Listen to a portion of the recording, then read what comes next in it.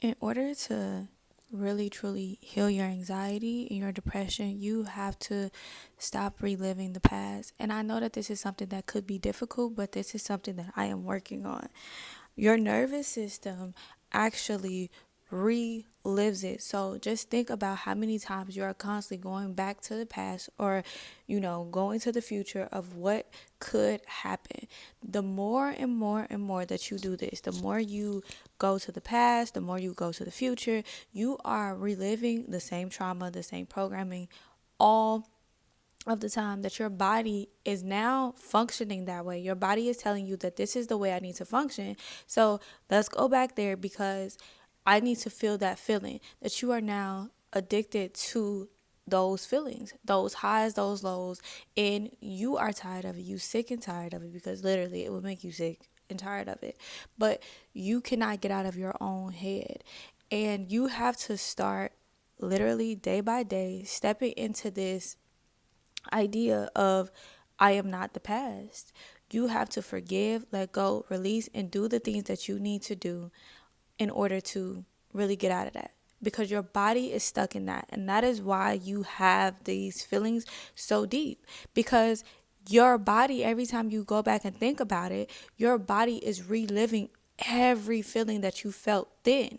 So that is why it feels so overwhelming. That is why you feel like this is happening to you right there, right now. It is not. You need to go to that event, to the trauma, and actually sit with it and then allow it to be released. A lot of times we sit with it, we get uncomfortable with it, and now we're trying to go and get away from it. And then we keep doing it.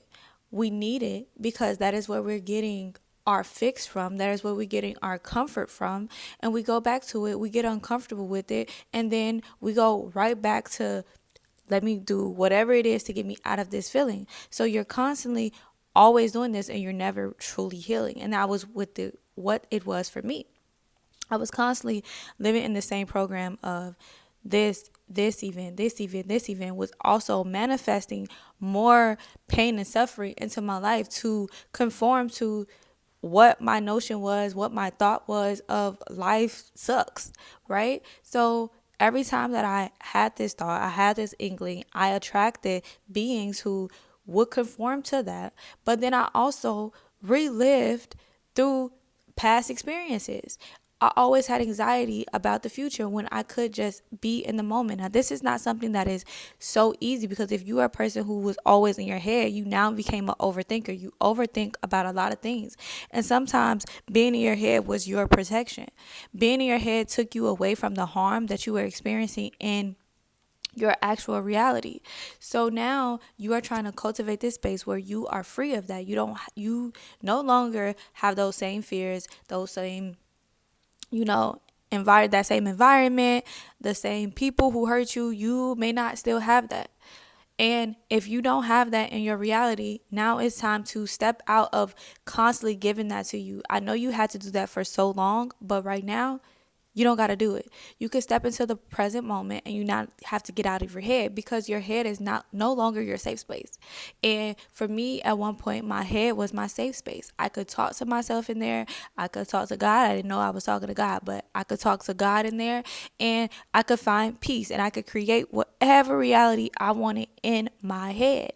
And then it started to get very cloudy and very dark in my head because life kept telling me that this is what I'm thinking. But at that time, I didn't know that this was reality just showing me a projection of my own thoughts and what I fear.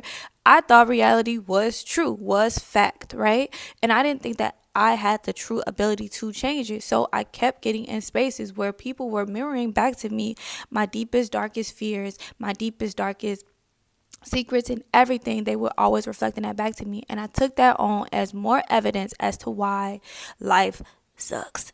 And so to get out of that, I had to start healing. But in that healing journey, I was doing the same thing that majority of us do. I was consciously aware of the healing. I was consciously aware of the pain, the suffering, and I had the terminology. I had all of the tools to heal, but yet I was not healing. I was not doing it right. I still was not really actually healing. I was allowing myself to be this version of myself that only knew the basics of healing, which was I'm consciously aware that I have a lot of trauma. Well, I'm going to step into that. But when I step into it, I look for every form to get out of that. And sometimes that is with food. Sometimes that is with talking to people. Sometimes that is with watching a show or getting on my phone instead of just being in that moment and sitting in that. So because I was consciously aware that I was aware of all the pain, I wasn't aware of how I used, how I would escape.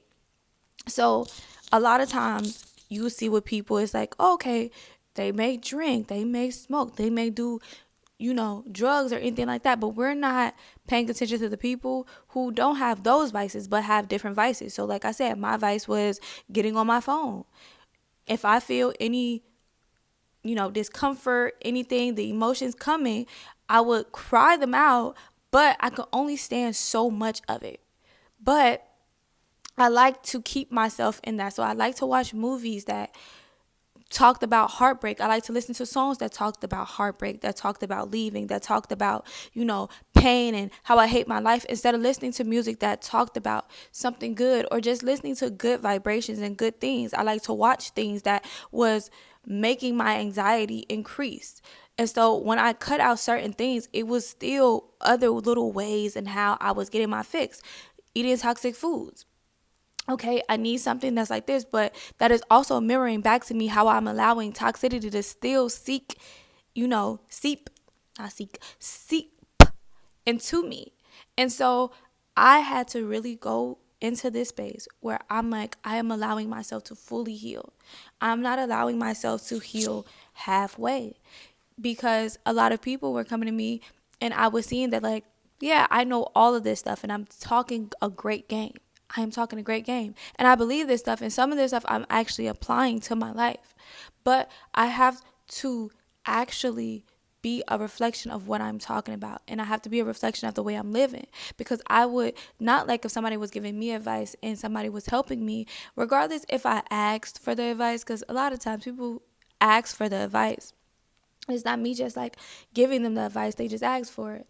But in that state of me going ahead and like, okay, I want to go ahead and give you this advice because you're asking for it, I was also not implementing everything. And I was trying to live and implement these through other people. So I wanted other people to do the things that I wasn't doing, because it was like I didn't have the willpower to do it. I needed somebody to do it. It was like I was basically trying to fix myself. And so I stopped trying to fix myself through people and started to go ahead and fix myself. It is going to be an uncomfortable journey.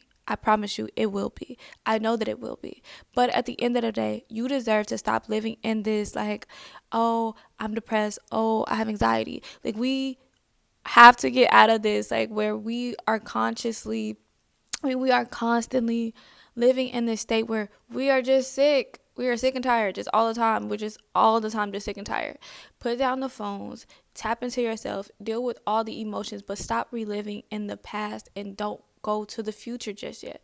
Stay right here in the present moment. And if your mind is an overthinker, you have to work on this really every single day. Anytime that you feel your body, your mind, your spirit going to somewhere that it shouldn't go and it needs to be in the present moment, you have to find little ways to get you there, because your body is in this state of constant fear, pain, neglect. You owe it to yourself to get out of that.